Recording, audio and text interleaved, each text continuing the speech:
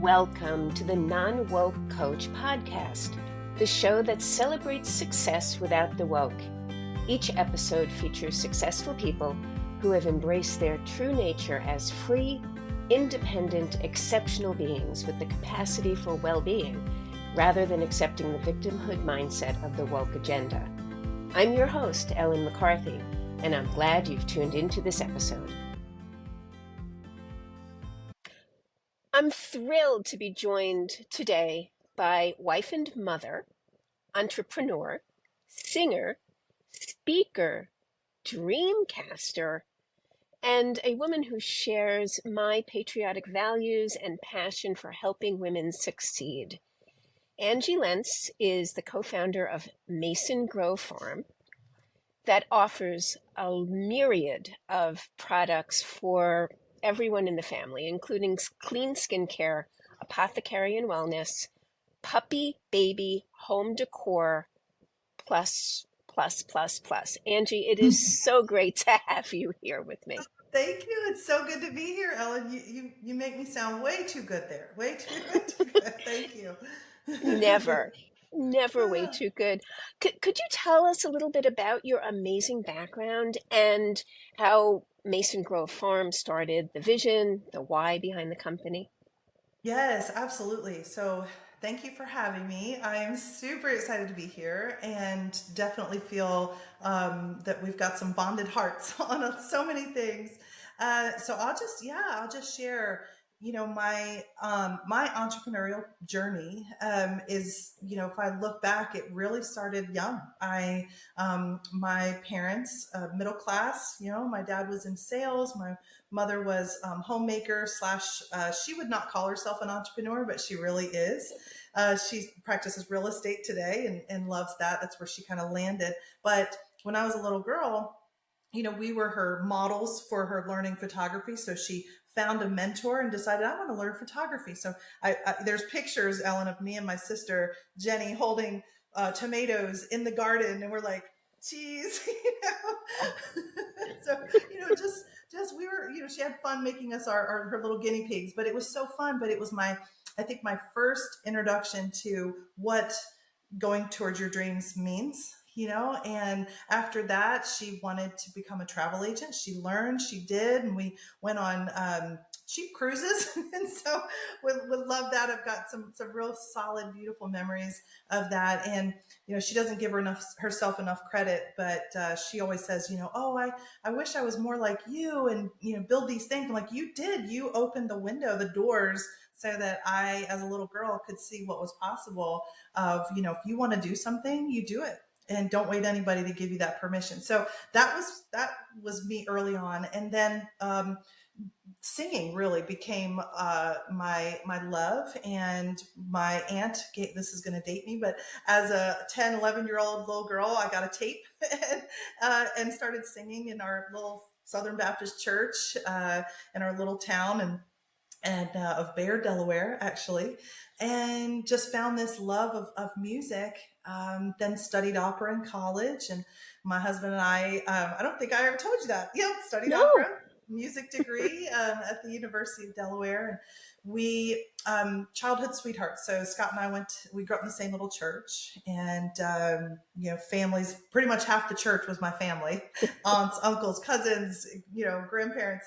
And we met each other in the church. He was like just this little pesky little brother of the older sister that I really wanted to be like, but he was always there, And then one day I realized, I can't pass up a good fella here. And he says, I won you over finally. So, and this is so funny. I remember sitting in youth group, and you guys who grew up in the church and the youth group, that's usually sometimes where you kind of like have your first crushes and stuff. And I remember telling my cousin, who's his best friend, yeah, tell Scott I'll give him a try. I'm like, how teenage arrogance is that, Like, I'm so embarrassed to even share that story with y'all. But yeah, we dated, puppy love, whatever, then in high school. And then when I graduated the U of D, I took a break right before senior year to go and sing at Disney. Got an opportunity to sing with the Voices of Liberty.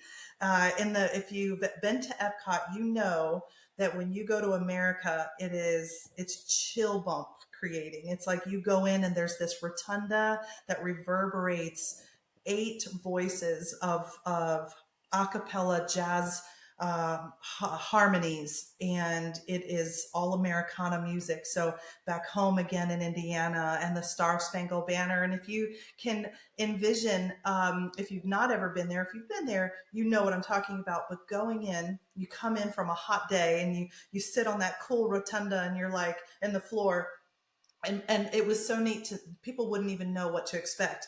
And then all of a sudden you see us come out, right? And it's 4 men, 4 women. We come out in our George Washington era dress. I had the cape that goes from the bottom of the neck down to the floor. And Disney makes you like we had to be legit. This is going back 20 years ago. You had to have your bloomers, and everything had to be full on era, right?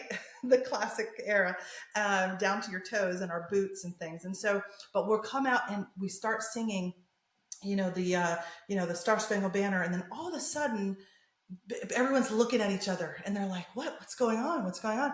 And then all of a sudden, it sounds like more voices. Right. And then the second team would come from the balcony, walking forward in their beautiful garb and singing the song. So now you have, 16 voices reverberating in this, beautiful echo chamber of American patriotism. And it just brings, I mean, men crying, and, women just, they all get to their feet, and the little kids are like, wow. I'll never forget it. Like, just the most wonderful experience of my musical career. And so that was a wonderful experience. Disney looks a little different today, I will sadly say.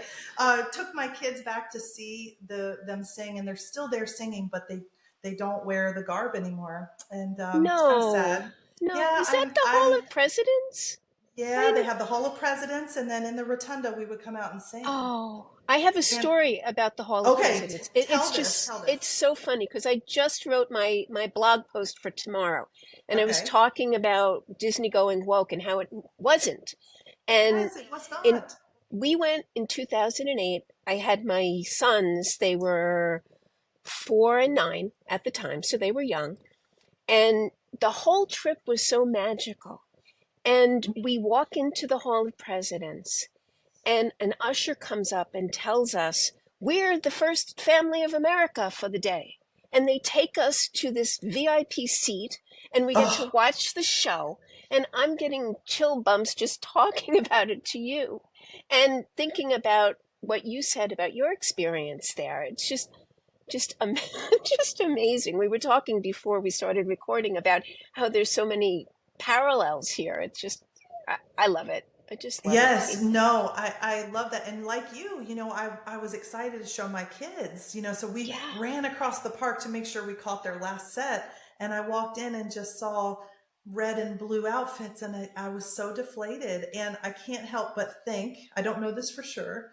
I didn't speak to anyone, because we had to go to another ride, but I can't help but think those dresses somehow are, um, of an era that might bring memories. I don't know, which is absolutely ridiculous. And it's just these beautiful, uh, and unfortunately, an eraser of what our history was founded on, and that you take the good and the bad, right? And so, Hmm. it was just sad because I was so excited for them to see the outfits and what they Yeah. wore back then, and it just took away from the magic. So yeah, I'm Oh. with you. Hmm. And, But but your kids are lucky because they have you and you could tell them what it really was. And absolutely. Yes. And I show it's them pictures, and they get to see their mom looking, they're like, that's you, mommy. I'm like, and it was so cool too because we got to share a room, our dressing room, with some of the characters, and some of the princesses and things that would go out, and the way they loved on kids, and the way they, it just was so innocent, and that's the way I like to remember Disney. Really, yeah. it's when it was, what it should still be today. But so yeah, so did that, and then I sang with a Christian ministry group, and we sang on mission trips and sang across the country, and really grew me. When you're on a bus with college people and a director, and the smoke, and people are like, oh, what, it must be so glamorous. I'm like, no. It's not glamorous. You're on a bumpy bus with a bunch of smelly boys. But it was great. I loved it. And just getting to pray for kids, and we would go and speak to them in schools and camps, and get to just pour into them just family values, and that God loved them. And so I Yeah. love that experience. And then we got married after college, came back, got married, graduated, got married, and moved to Nashville, because I knew pretty much right away I didn't want the rat race of New York City.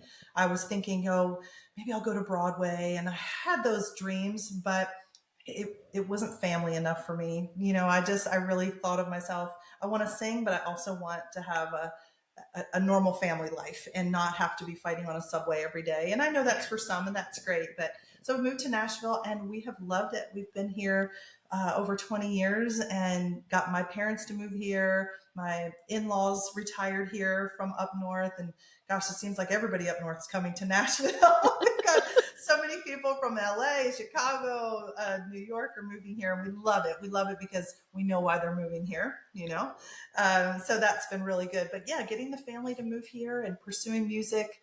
And then when I had my daughter Brooklyn, so, and we named her truly after the city, because my dad's grandparents immigrated here from Norway, and landed in Brooklyn. And so I knew I wanted to name my daughter that. So that's Brooklyn. Well, as soon as I saw her, I was like, my heart changed. Before it was, I want to be a singer, I'm going to be a star, I'm going to make it, I'm going to do the thing. And then you take one look at that baby, at least for me, things changed. And it didn't change my love of music, but it changed my priorities. Like the whole paying your dues and being on the road, and it just definitely changed. And um, God changed my heart, and I love it, because family's everything. And we ended up so we've got our daughter Brooklyn, senior in high school. Gavin is a sophomore. We call him our golden retriever. He lets the other kids just hang all over him. He never complains. He's the one that I tell him once and he just does it. He's the obedient one, and super sweet. He's my fisherman. And then my son Hudson, red curly hair. Can you imagine? Right, like he's sixth grade and has the best one-liners. I told him the other day, Ellen. I said, stop belching. You're never going to get a girlfriend. And he goes, he goes, I don't care. Love is for the weak. It's his one-liner. I'm like, and then let me tell you one more thing. I'll tell you this. And then he's playing a game with his baby sister. Ellen is her name. She's third grade. And she said, Mommy, she goes, Hudson's cheating. And I'm like, Hudson. And he said, well, I was helping her with her card. I said, but you're using it against her now. And he goes, well, and I said, well, Ellen, what do you want me to make Hudson do to say sorry? And she goes, well, tell him to let me win. And I said, let her win one, Hudson. And he goes, I can't. She won't taste she won't taste victory. She won't have the taste of victory. And he goes, and I'm a businessman, not a charity person. I was like, you are in sixth grade. Like, that is him. So yeah, he keeps us on our toes. But so yeah, we love the family, and we love being home with them. And that really opened my heart up to, okay, I want to sing when I want to sing, but I I want to be home with them. So we started talking about how can we make that happen, because Scott, he's an insurance by trade. Since 18, worked for Nationwide Insurance, and so we owned our own agency. So that was hard. The business ended up owning us. How many of you guys listening can go amen to that? You think, oh, I'm going to be a business owner. It's going to make our dreams come true. And sometimes yes, but sometimes no, right? So what kicked me into entrepreneurship was 2008. We had Gavin, he's our second. So I got two little babies at home, and Scott comes home from owning the agency, the insurance agency, and he looks at me, and he's like, I don't know how to, he looked white as a ghost. He said, I don't know how I'm going to tell you this, but I don't know how I'm going to pay our bills. And I can't hardly pay payroll because when nobody's buying houses, right, the market hit, Mm. the market tanked. And he said, nobody's buying insurance, house insurance. And I was like, you go to work, I will figure this out. And I'm the type of person, probably a lot of you women out there, you go into survivor mode.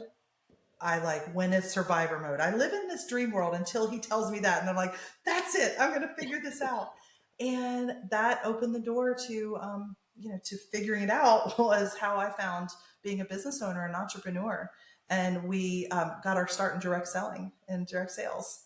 And so we ended up making a 6-figure income the first 18 months of doing that. And I was like, who has been lying to me? Because I did not know this existed.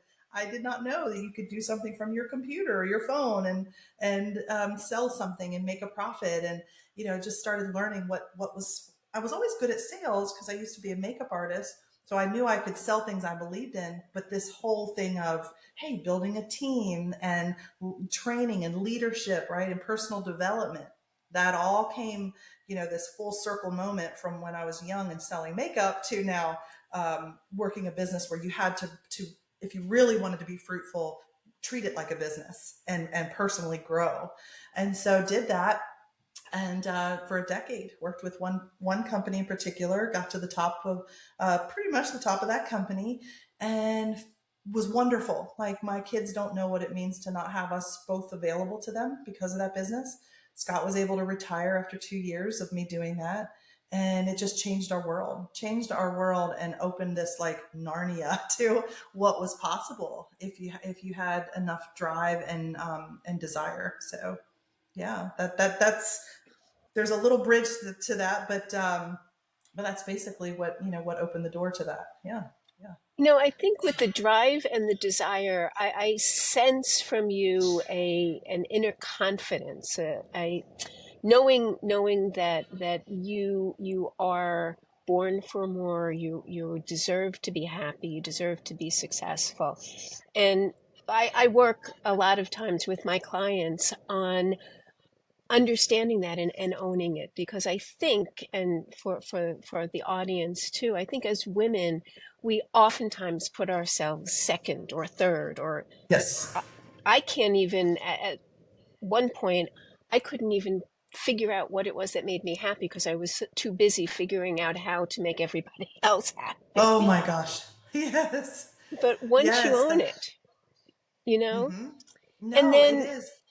And naivety too. Like I yes, didn't know what I didn't know, right, and that was sort of a good thing because too many. If you look at numbers too much, or if you look at statistics, or if you think about it, let's picture a ball player, right? Like we have friends that have really amazing ball players as sons, and if they would listen to all the advice of, well, only 1% or 0.5%, or they would never even try to launch the dream of being a pro ball player. So it's almost like it's better for you not to know the unlikely because you won't put all of your passion in it because you'll be defeated before you even get started. So that confidence comes a little bit through just put your blinders on yeah, and don't and that gives you that confidence because you're not comparing. exactly. Be the best you that you can be, and don't compare Yes. yourself with others. Don't get wrapped Mm-hmm. up in what other Mm-hmm. people want of Mm-hmm. you. My Mm-hmm. parents always told me that you can be anything you want to be, just be a good one, It's good. you That's know? so good. Now, many, many years later, that has always stuck with me. And I tell my kids that, and I tell the women that I work with that too. Well, look So, at you. I mean, you've been through corporate America, and most people would have settled there and never pursued anything because it's too hard to jump off a cliff, of the unknown and that leap of faith. But you did it, and so I, yep, I love that you have this podcast because it just it ignites dreams in others, and so someone might need to borrow your courage for a little bit to do the same thing, and you're going to be doing that. You're giving this sort of unspoken but spoken permission to like, hey, do it, don't settle. And I love that. I love that. That's no, super thank cool. you. Thank you so much. I think I would say don't borrow my courage. Look within and Mm. find yours, Mhm, because we've all mhm, got it. mhm. We're all made in the image and likeness of our creator, and That's right. he, the source of all that is good. Yeah. So No, absolutely. Well, and the Bible says we're made in his image, and it's sort of adopted royally, right? Like, so we're a daughter. We're like, let's just talk to the women right now. Or you're a daughter yeah, of the Most High, and you can do anything. You can do anything. And I think that that kind of goes in hand with, my dad always would say, you're an Olsen. You can do anything. You're an Olsen. And I yeah, heard it so much. I'd be like, oh gosh, Dad, okay, but now I'm so thankful that he would always say that, because it gave this. I didn't even think there was a possibility to fail. It was like, yeah, I might make some mistakes along the way, but as yeah, far as like failing and never, getting anywhere, that never occurred to me. It just was like, of course I will, right? Like, I'll figure it out. Everything is figure outable, right? Like right, I've heard people say. right. So No, yeah, I exactly. love that. And I think It's in our you. exactly. I think our birthright is positivity and success. And even if you don't believe in God per se, somebody put us here.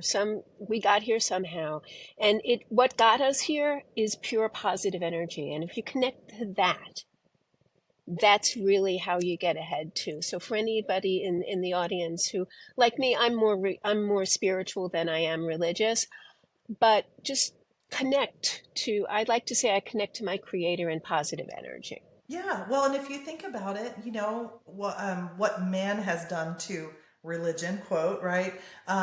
It's of course it's going to be imperfect, because we're We imperfect are. people. But if we look to him, right, the beauty, the love, that agape love, right? That's a love that you can't explain it. It's almost like, I feel like the closest I get to the way God loves us is when you see that newborn baby and you're like consumed with this.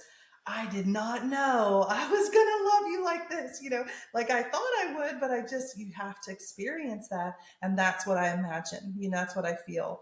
And so I think that goes hand in hand with what I've pursued in business. Everything for me is, how can I love on people more? How can I help, people like that are like me, and know there's something in you that you're meant to do.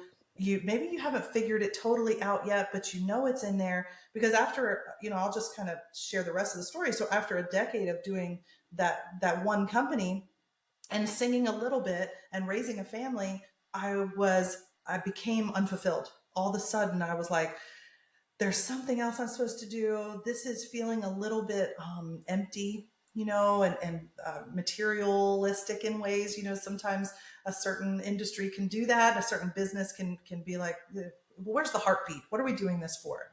And I remember literally just in my closet, my messy closet, just cleaning it up. I was like, God, I'm really sorry. This is going to be sounding complaining. I'm not, totally not.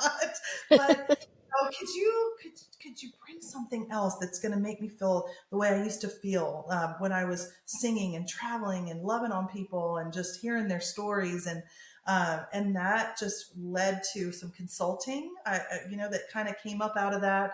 And Mason Grove Farm was birthed out of. We went through like a phase of heartache, and that heartache and betrayal, really, from people we thought were friends. So just to encourage any of our listeners, if you have went through that, just love them, pray for them, but there's a reason. You're supposed to learn something through that.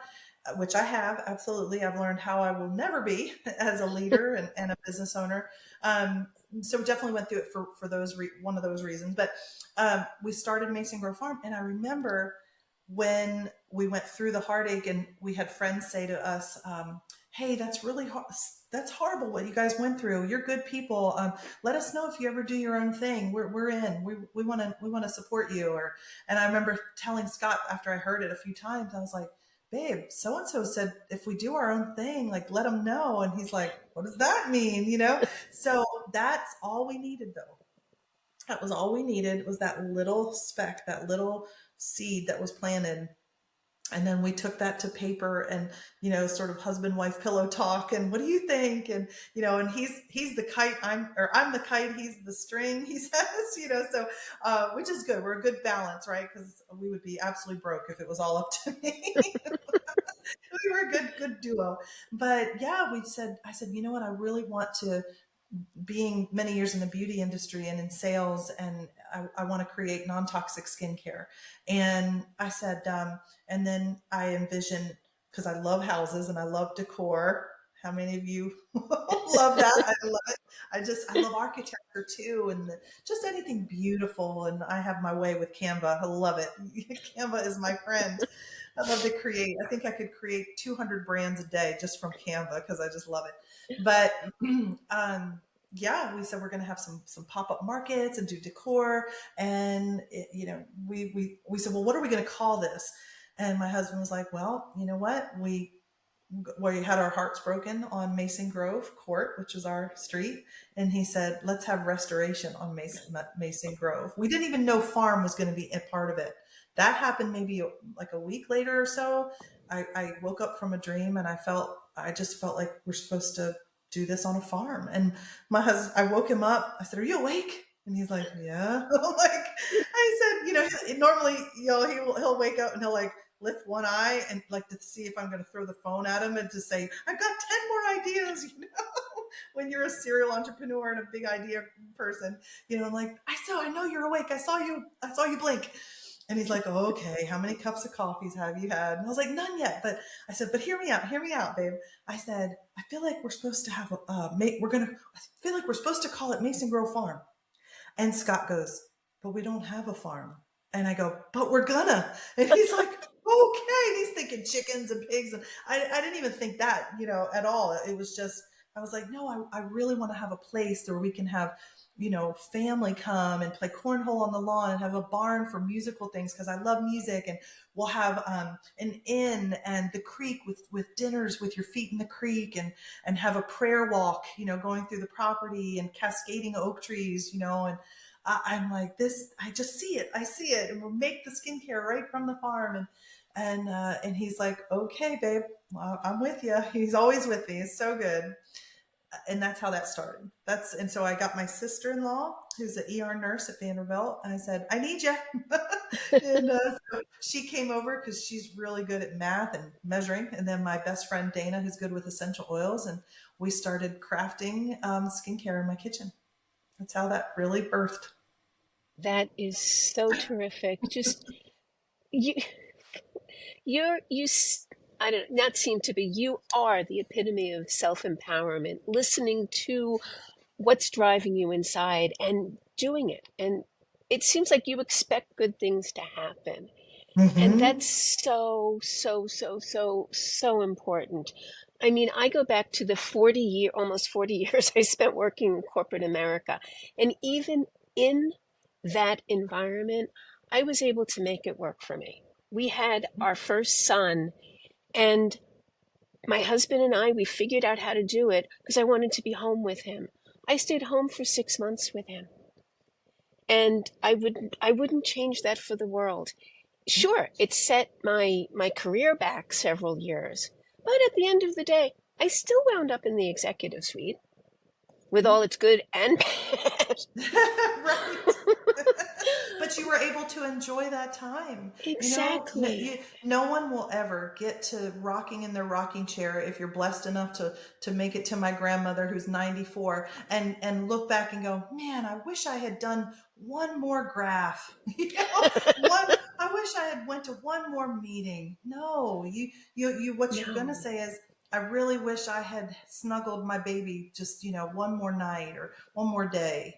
Yeah. That's really what is the meaning of life, is our loved ones. And last night we were at the Ryman. I was sharing this with you Yes. by text. We were at the Ryman Auditorium, where the Church of Country Music, right? And a dear friend of mine who I used to sing with, who he and his wife have become best friends. Like, it's the people you do life with, right? And I pray all of you have that. And he had a freak accident where a pool filter exploded in July and hit him in the head. send him backwards. It went 20, 30 feet into the neighbor's yard and created a divot. Y'all created a divot. That's how. And come to find out, this is something that has happened before, and it's a manufacturing, it's a flaw, and it needs to get fixed. That's please, if anybody knows anything about this, get it fixed. But he was in a coma for several days, and just us going to the hospital, all of our friends pulling around, holding hands, praying, not knowing what was going to happen, and believing for the best, but just not knowing. And that was the first night that he got up on stage and was back to performing with Amy Grant and Vince Gill, because he does their show every year as a backup singer. And we were like in tears, and I saw him crying, and that we thought that's what life's about, just um, celebrating with loved ones and their triumph, and not stressing about the stuff that really doesn't matter, in the whole scheme of things. And that really is why I solely believe in people doing what lights them up, and don't wait. Don't wait another second. Don't delay.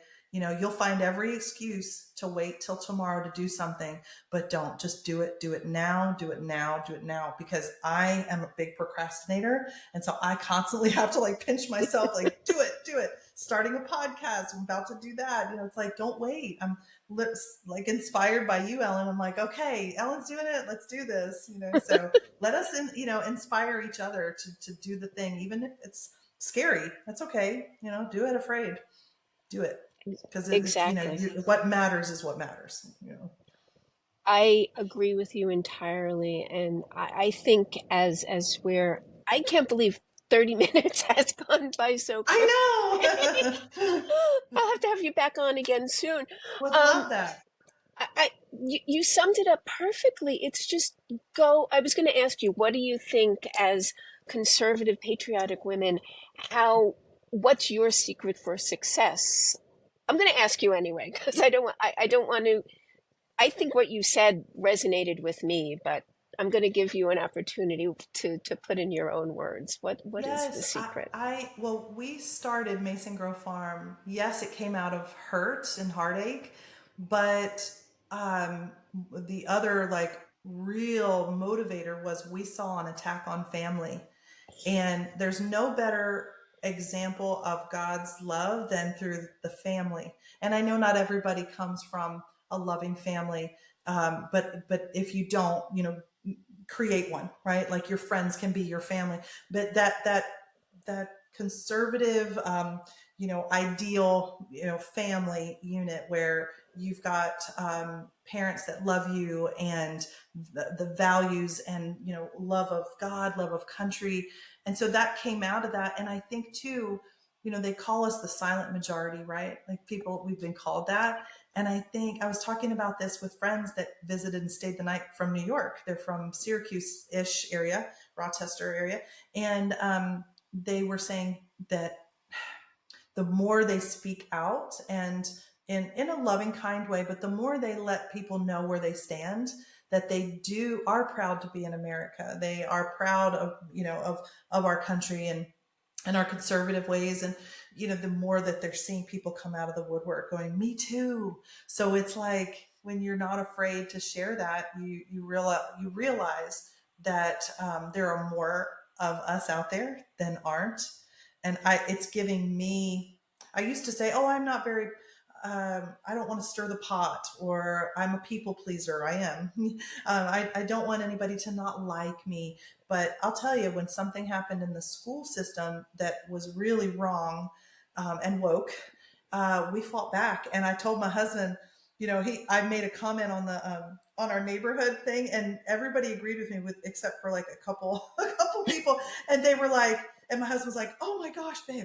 I'm like, what? I said, my mama bear is coming out, and I can't help it. This is my child. And he goes, yeah, but we've got to see these people at the pool. I said, but that's okay. I said, you know what? I'm proud of that. I took a stand, and you need to be proud of me. And he's like Mr. Introvert. He doesn't like to make waves. But by the end of the night, when it really started to kind of unfold and people started coming out of the woodwork going, I'm so glad you said something. We would not have known. And, he was like, man, babe, you'd be good at politics. And I'm like, you can't even handle me posting on Facebook, babe, like in our neighborhood site. But it was like, wow, I have more power in me than I thought, Yeah. and I'm just so proud of myself because of that, because I normally would cower and I would not want to be the one that's, got all eyes on me and having people disagree with me and not like me, so I just I, say, just speak out because there's more of us than not. I applaud you, and I agree with you. I have seen, as I began this journey, so many people who are freedom loving, traditional values loving people. And it does my heart good. I think my sons are now 24 and 19. And my husband and I worry about their future. But as I'm seeing more and more of the people in this country and what the you can call it a movement. I just think it's Americans finally banding Waking up. together, Yes. waking up, Yes. standing together. Ending up. And it Mhm. just gives me such hope. And It I'm should. And I want to share this too. And I know we're getting a little long, but my this is so, if you look at our website, if you go to masongrovefarm.com, you'll see a little bit of our story. And this is in honor of the legacy that our grandparents left, both my husband and I. And so his grandparents, his grandfather worked for Ford Motor Company. My grandfather was Chrysler, but before that was in the coal mines. And their farm family.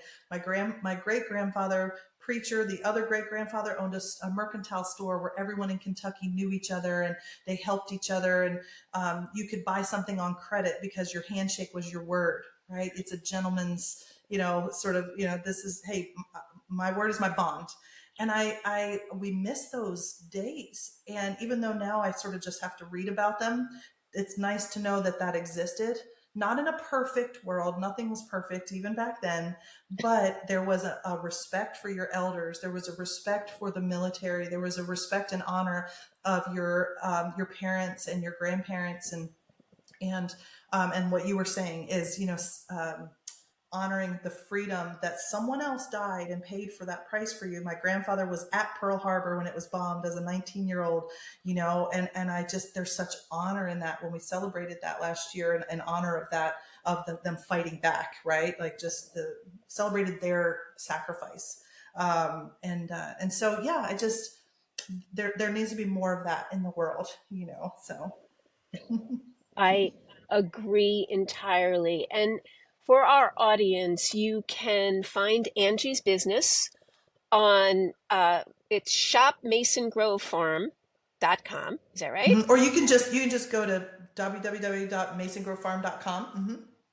And you're listed on Public Square, you're on Instagram and Facebook. Did I miss Yep. anything? No, we're about to get on Rumble, I hear. I'm hearing all these new conservative places. I'm like, let's do it. Yeah. Well, I'm on this podcast is on Rumble, so you'll be on that. That's awesome. That's awesome. Well, And thank you, Ellen, so much. thank you. You beat me to it. Thank you so much for taking the time. Let's keep in contact, keep in touch, and I mean it. I do want to have you back on again, and it's been wonderful. I would love it. Thank you, and thank you for your listeners. And anything I could ever do for them, just reach out.